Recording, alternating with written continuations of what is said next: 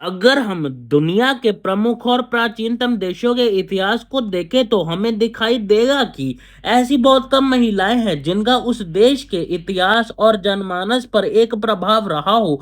लेकिन ये बात भारत के बारे में कहना उचित नहीं होगा, क्योंकि भारत में ऐसी कई महिलाएं थी जिन्होंने अलग अलग क्षेत्रों में काम करके अपनी अमिट छाप समाज पर छोड़ी है। इनमें से एक हैं महेश्वर राज्य की रानी, मध्य प्रदेश की महारानी अहिल्याबाई होलकर। अहिल्याबाई होलकर का बाल्य जीवन। अहिल्याबाई होलकर का जन्म 31 मई वर्ष 1725 में महाराष्ट्र के अहमदनगर जिले चौड़ी गांव में हुआ था। उनके पिता का नाम मानकोज शिंदे था, जो कि पेशवा शासन में पाटिल के पद पर थे। अहिल्याबाई होलकर का विवाह खंडेराव होलकर जी से वर्ष 1733 में हुआ। खंडेराव होलकर मल्हारराव होलकर के बेटे थे, जो कि मराठा साम्राज्य के एक ताकतवर सरदार माने जाते थे। मल्हारराव ने अहिल्या को अपने बेटे के लिए कैसे चुना, उसके बारे में एक कहानी प्रचलित है। मल्हारराव और बाजीराव पेशवा युद्ध से वापस लौटते समय चौड़ी गांव में रुके थे। शिप्रा नदी के किनारे है जो, उसी नदी के किनारे छोटी अहिल्याबाई अपनी सहेलियों के साथ रेत का शिवलिंग बनाकर खेल रही थी। इस दौरान पेशवा की सेना में से एक अश्व छूटकर उनकी ही तरफ भागने लगा। घोड़े को अपनी तरफ भागता हुआ देखकर भी अहिल्याबाई होलकर बिना घबराए अपने बनाए शिवलिंग के साथ बैठी रही। मल्हार छोटी सी अहिल्याबाई के साहस से इतने प्रभावित हो गए कि उन्होंने उनको अपने बेटे खंडेराव के लिए चुन लिया। अहिल्याबाई की शिक्षा। मल्हारराव एक दूरदर्शी सेनानी था। उन्होंने और उनकी पत्नी गौतमी बाई ने अहिल्याबाई को पढ़ाया लिखाया और एक योद्धा के रूप में उन्होंने दुनिया के सामने अहिल्याबाई को प्रकट किया। इसके फलस्वरूप उन्होंने अपने पति खंडेराव का युद्ध में साथ दिया। अहिल्याबाई और खंडेराव का एक बेटा भी था, जिसका नाम मालेराव रखा गया। जैसे जैसे समय आगे बढ़ता गया, अहिल्याबाई का संघर्ष भी बढ़ता गया।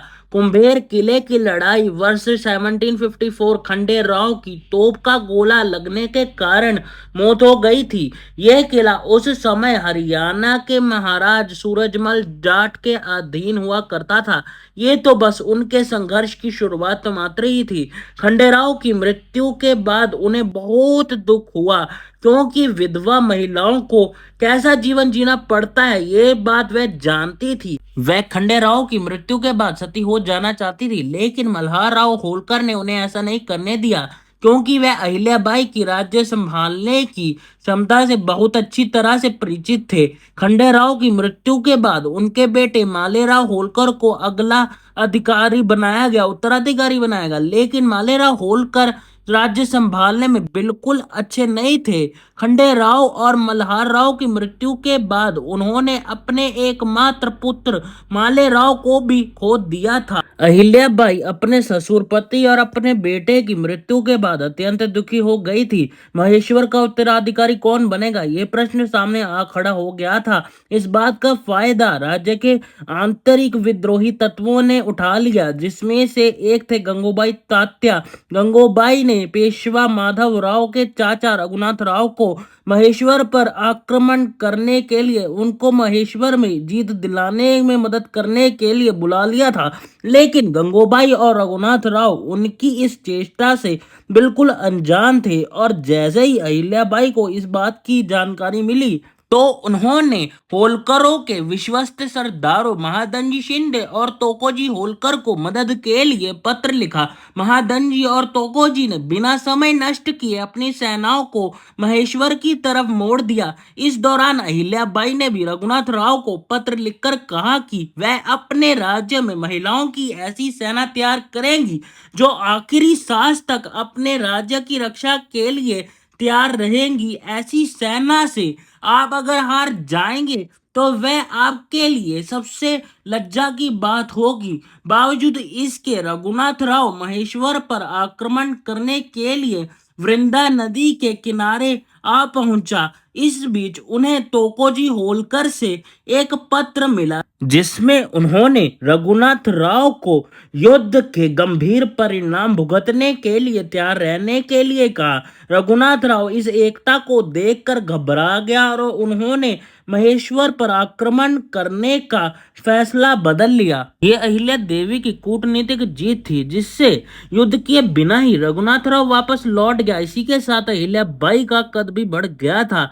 अपने जीवन में इतनी चुनौतियों का सामना करने के बाद भी उन्होंने कभी हार नहीं मानी। अपनी प्रजा को सुख समृद्धि से भरा जीवन देने के लिए वह हमेशा लगी रही।